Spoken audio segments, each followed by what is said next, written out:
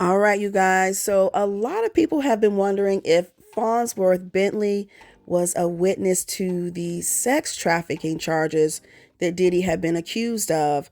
We've seen him as Diddy's personal assistant, but allegedly, it appears he was doing more than holding an umbrella. He has now been included in a lawsuit along with Diddy. So, let's just get straight into it.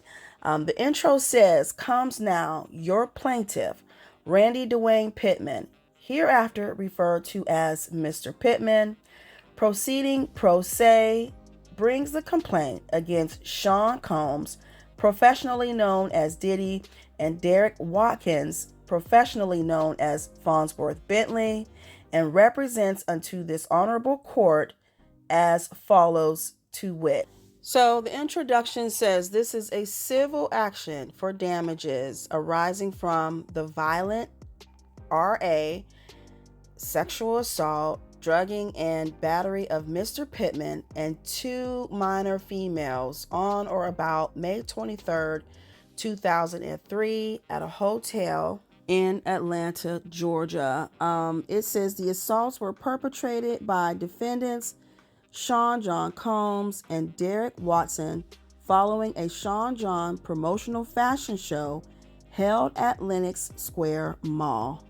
Now, it goes on to say that the plaintiff, Randy Dwayne Pittman, is seeking compensatory and punitive damages for physical injuries, emotional distress, and other damages resulting from the defendant's unlawful conduct. The allegations noted are: parties to complaint.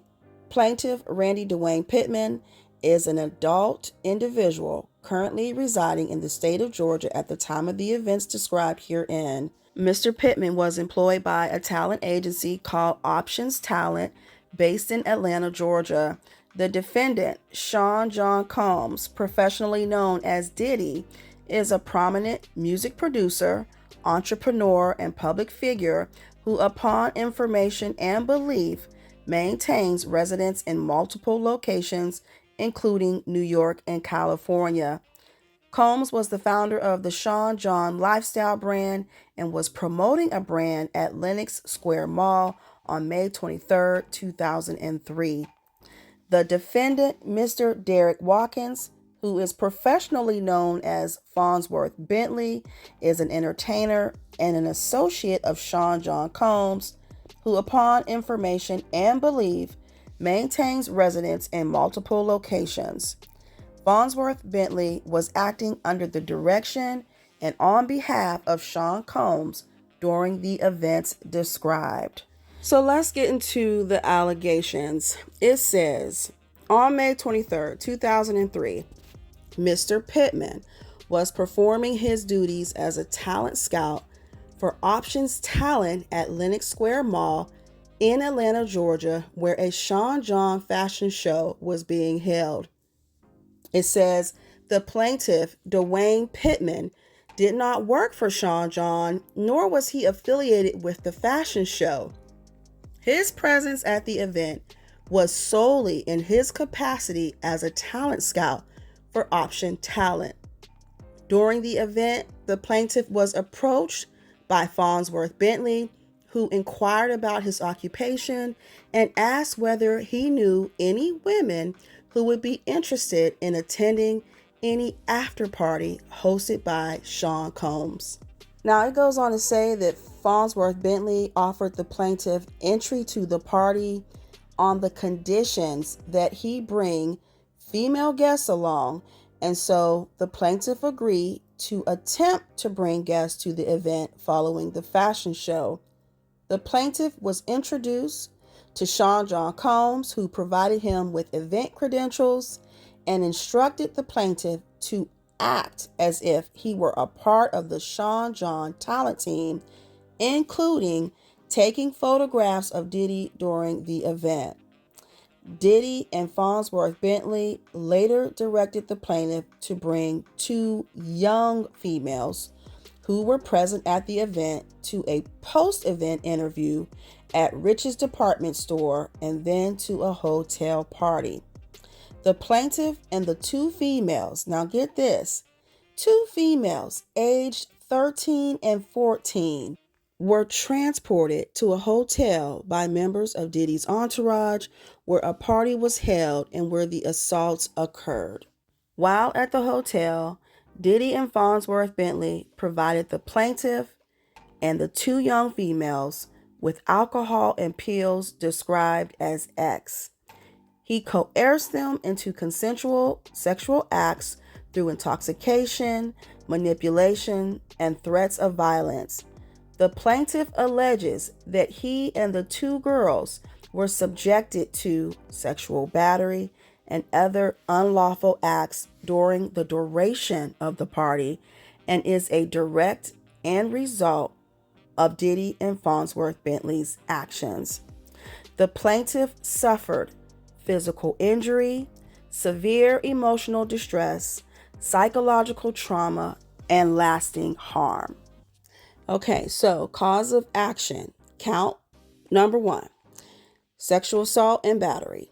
The plaintiff incorporates by reference the allegations set forth in paragraphs 1 through 17 as though fully stated herein.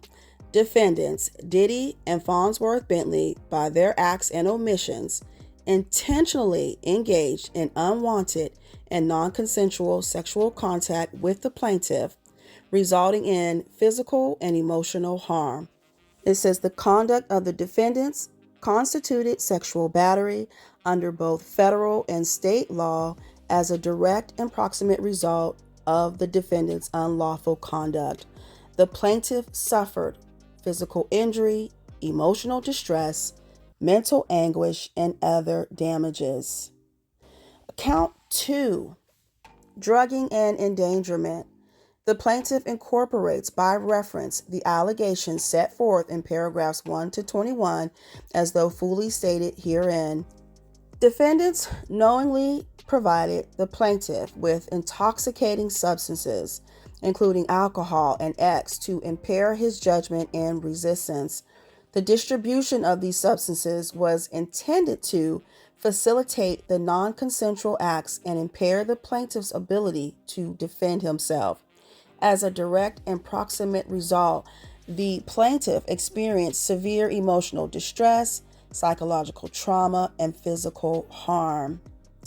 Count 3 says intentional infliction of emotional distress.